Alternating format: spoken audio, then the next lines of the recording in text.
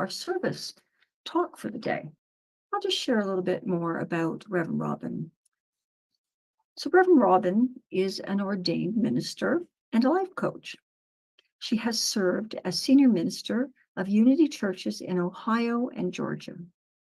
Robin previously served on the Great Lakes Regional Board of Trustees and the Southeast Unity Regional Board.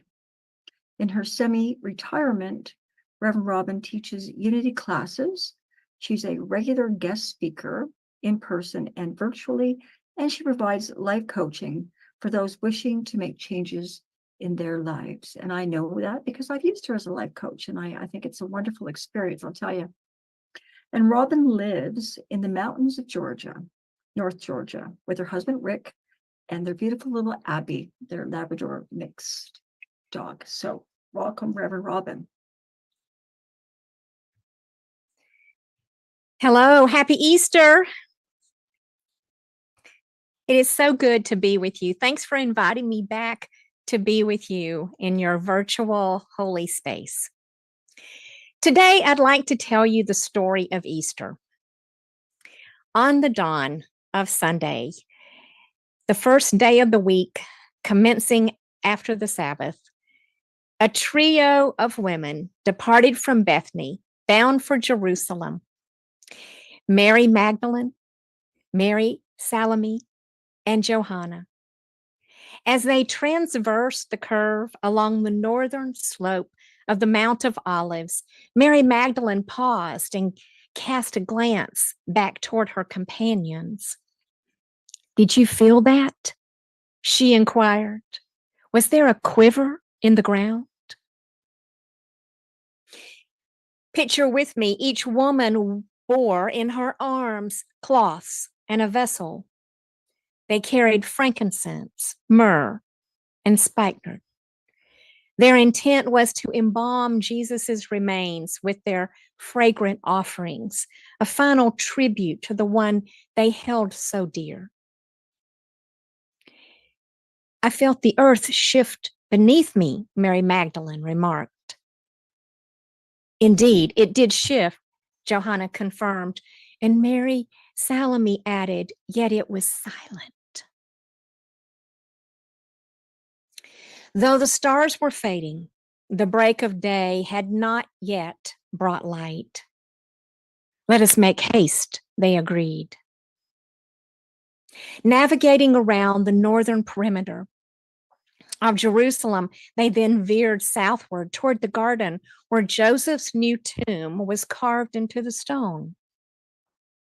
Mary Magdalene squinted into the distance, and she murmured to herself, "But who will move the stone for us?"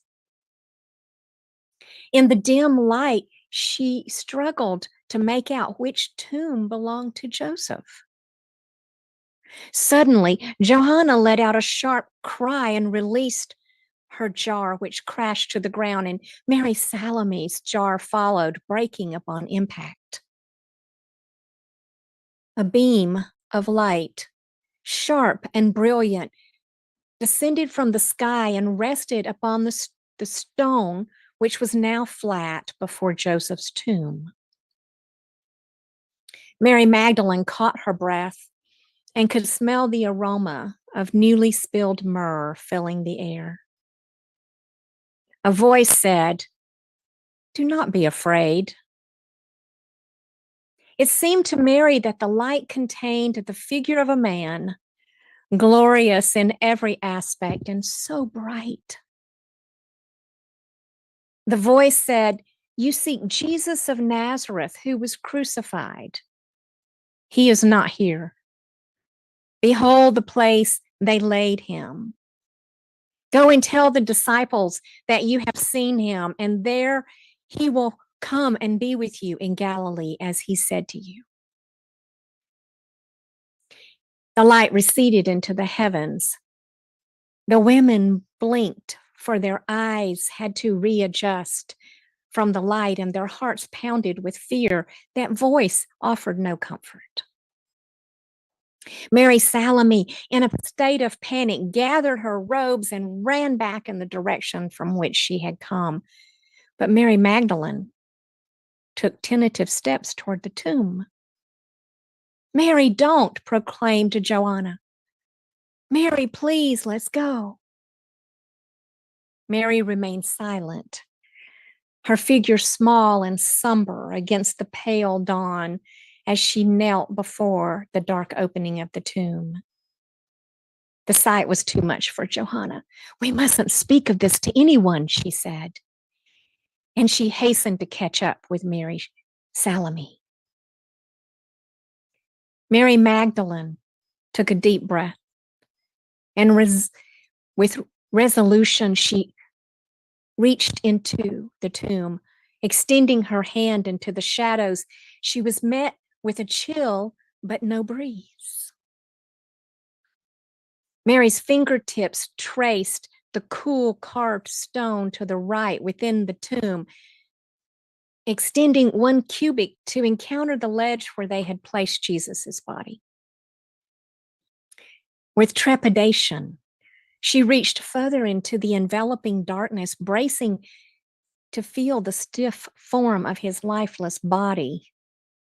Yet her searching hands met with emptiness. There was no trace, no tactile confirmation of his presence. And then the realization hit her. Jesus was no longer there. He was gone. He was gone.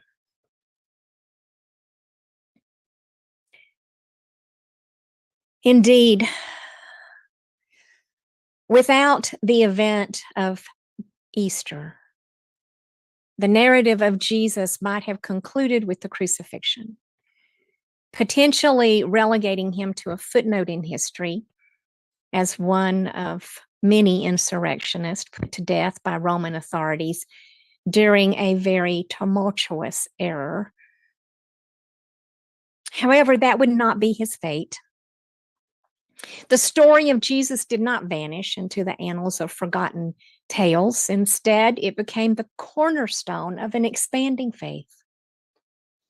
His life, his teachings, and the profound implications of his resurrection became the central themes of Christianity, a faith that has profoundly influenced countless individuals and shaped the course of human history.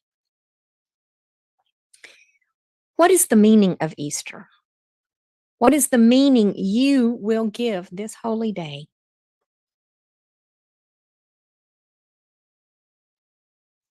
Jesus taught in parables. The essence and teaching of Jesus's parables transcend their historical authenticity. The parables served as profound moral and spiritual lessons, regardless of their factual ability. We need not concern ourselves with the historical existence of a Good Samaritan or the prodigal son's return. The power of these stories lies in their ability to convey deep truths and ethical principles. They are crafted to resonate with our understanding of compassion, forgiveness, and love, and to illustrate these concepts into relatable narratives that we can all understand. The value of Jesus's parables is found in their enduring ability to inspire, challenge, and guide us in our moral and spiritual journeys. It's not about historical record of the events. The truth of the story that I just told you of the first Easter morning is not dependent on its factuality. What's important of the Easter story lies in its meaning. So let's break it down. It was the first day of the week. This means that we have reached a new plane of expression. It symbolizes a fresh beginning and a transformative shift in consciousness. The first day of the week can be seen as a metaphor for a new cycle, a time to leave behind the old and embrace the new. It signifies renewal and the potential for growth and change. In metaphysical language, Mary Magdalene and Mary Salome can be seen as the personification of our innermost spiritual qualities.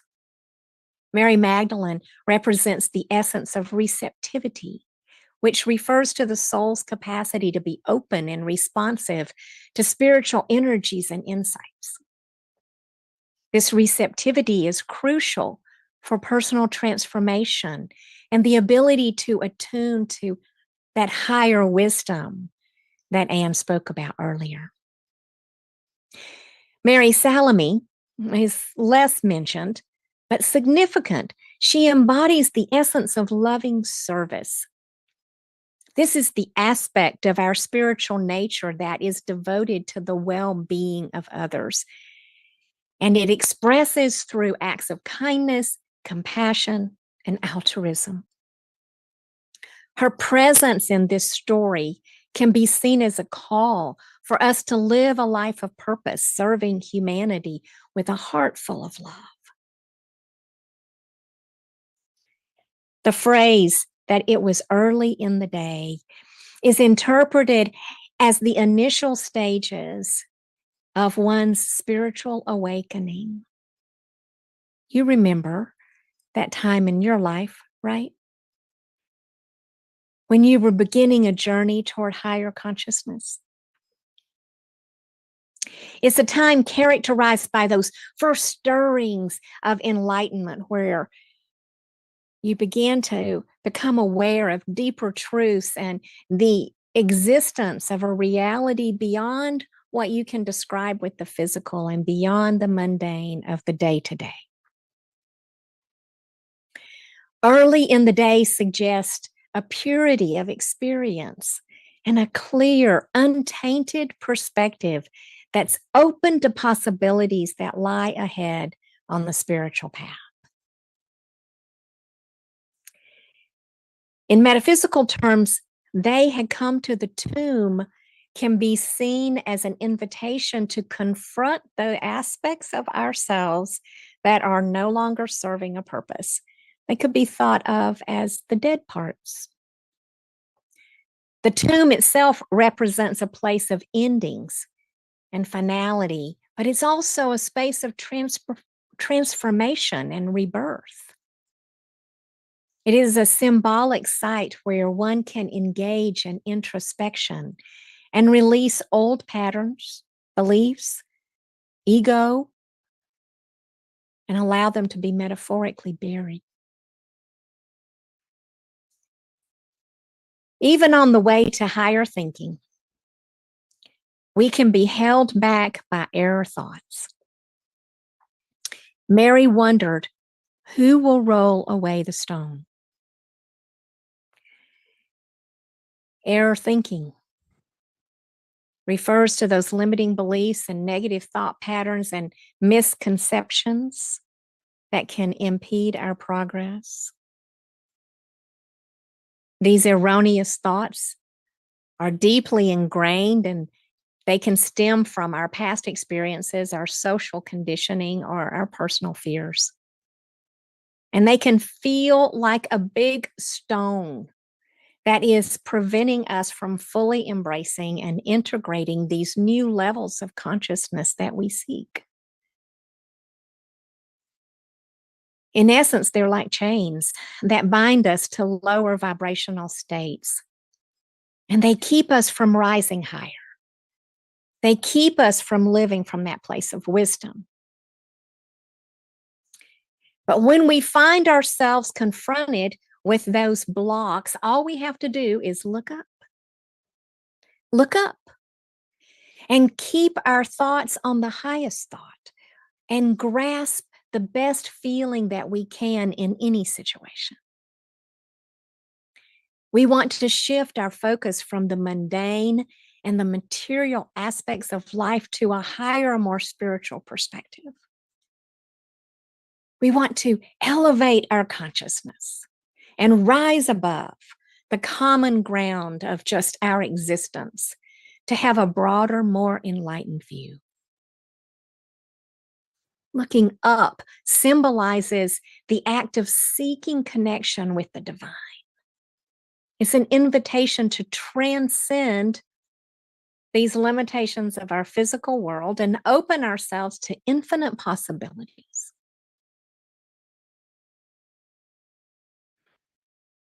Metaphysically, it's a reminder that within every one of us is the potential to rise above all challenges, to see beyond the surface of the situation, and to access a state of being that aligns with our true purpose and universal good.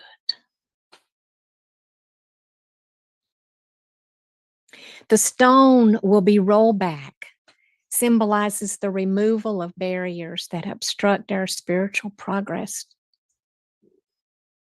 The stone represents a heavy and seemingly immovable obstacle that is lodged right in the place where we want to grow. It represents our doubts, our fears, our unresolved issues. And it blocks us from transformation. Rolling back the stone is akin to overcoming these hindrances, allowing for the revelation of new insights, the discovery of inner truths, and the emergence of a new self. It is an act of liberation from the confines of limited thinking, the unveiling of that sacred space that is within us.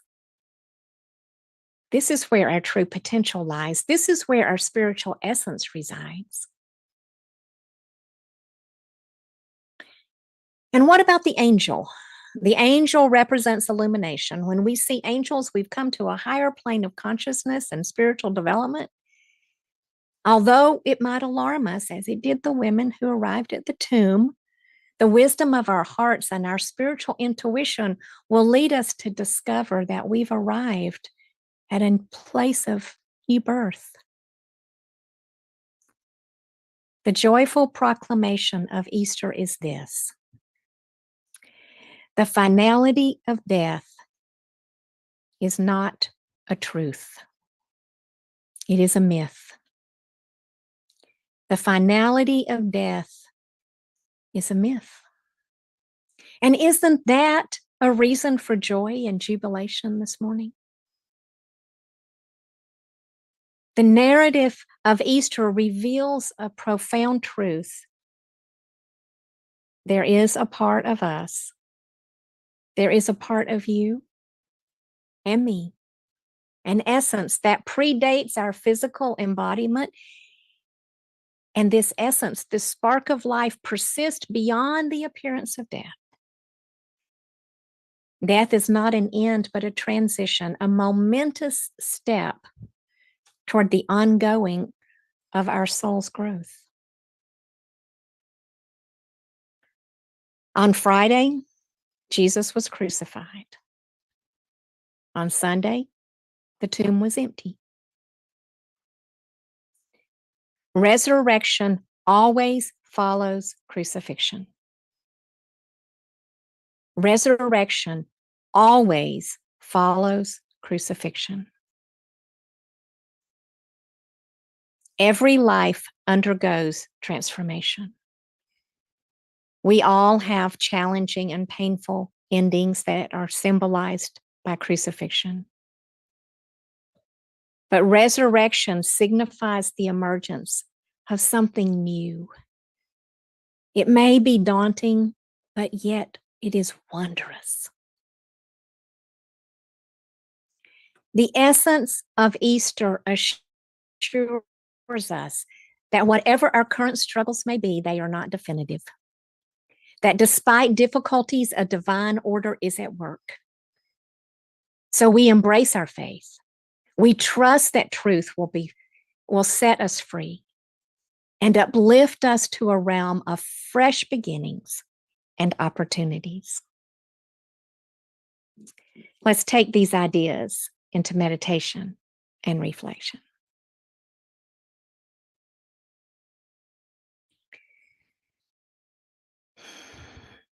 Pause with me and gently close your eyes or look down at your lap and just allow the sound of my voice to take you away. There's nothing you need to do in this moment except be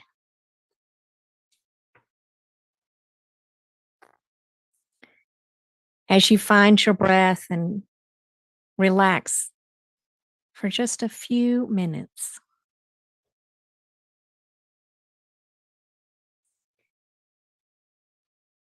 This morning is the first day of the week, a moment of higher levels of consciousness. Today is the start of a new cycle for your life. You are beginning something new. Only you and God know what that is. As you take a few slow breaths, become open to receiving inspiration.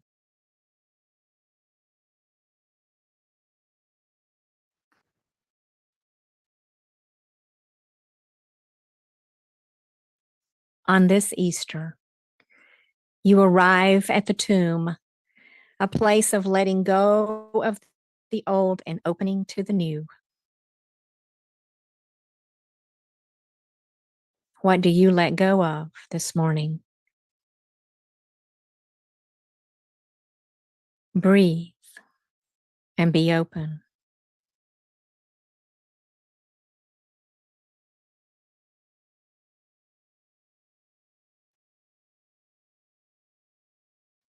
You bring with you Mary Magdalene, who represents your soul's capacity to be open to new spiritual insights. What a welcome friend.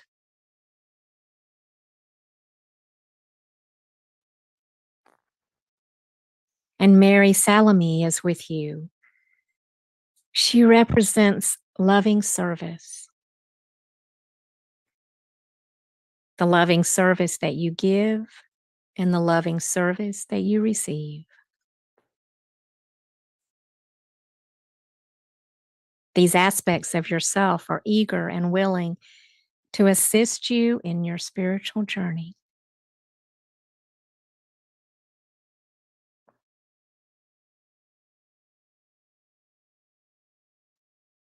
You may encounter negative thoughts that cause you to hesitate or falter. You may wonder if you can proceed towards your goals and dreams. But all you have to do is look up.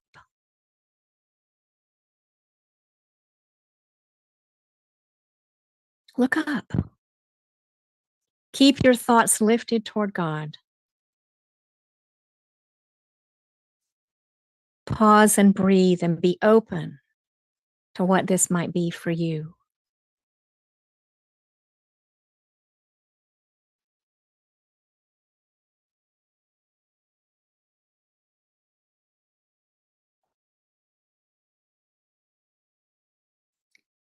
Now realize that the stone has been rolled away. Duality, confusion, and separation, these things will disappear or they'll have no impact on you.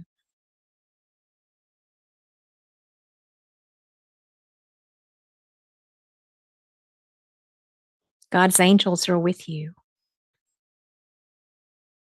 They help you rise to a higher plane of consciousness. In this very breath, you are awakening and resurrecting into a greater spiritual experience. You are transforming from your Christ potential to your true Christed self.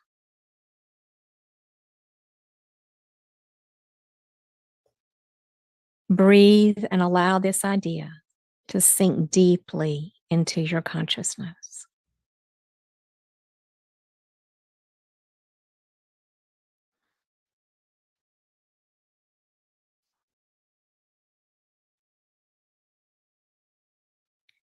There is a resurrection awaiting inside all of us. Christhood is our destiny. Resurrection is the birth of something new and different. Allow it to happen within you now.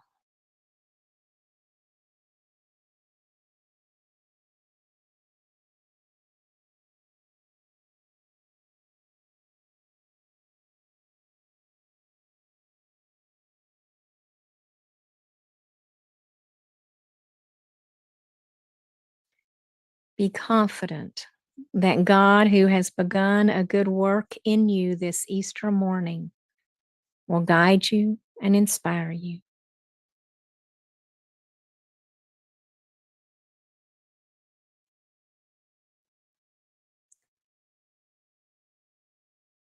Move into your heart space and feel gratitude for this Easter experience.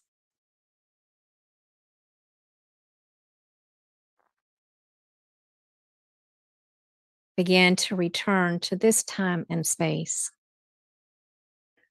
ready and willing to step boldly into the new you.